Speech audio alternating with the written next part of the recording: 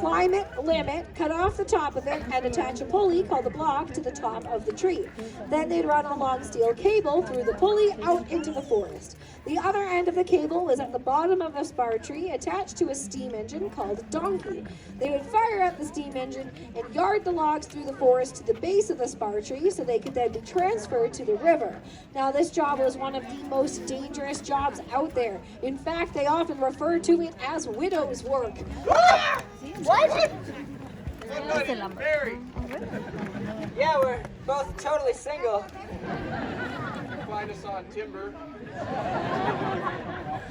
All right, that's enough advertising. These two lumberjacks will race to the top of these 60-foot trees, ring the bell, race back down. The first lumberjack to reach the ground wins. Yeah, that's gonna be me, right green. That's gonna be me, right blue. Lumberjacks, ready? 1, 2, go! And cheer on your lumberjacks, everyone! Come on! 60 feet in the air. Johnny's falling into the lead. There goes the ball! Oh! Hard to say Willie's right behind him, but Johnny is making quick work of this and third. We have a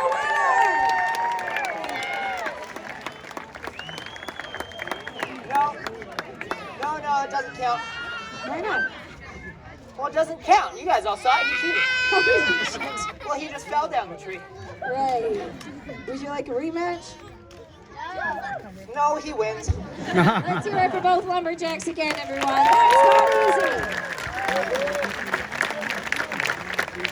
As I mentioned, the job of the high rigger was one of the most dangerous jobs out there, but one job was even more dangerous, the log driver. Once the logs reached the river, they had to be floated down to the sawmill.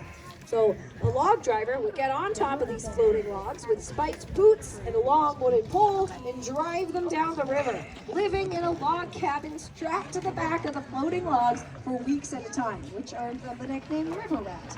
Along the way, those logs could get stuck on rocks or bends in the river, so they would use the long wooden pole to break the logs apart. If they got really stuck, they'd have to use dynamite and blast the logs apart so they could continue down the river. So you can imagine just how dangerous this job could be. I mean, dynamite aside, one false step could send a lumberjack into the icy river. The weight from their woolen clothing could drag them under. They could drown, be crushed by logs, succumb to hypothermia. Whoa. Yeah. I'm gonna stop you right there. We're not doing this. Why not? Are you kidding? Listen to yourself. It's so dangerous.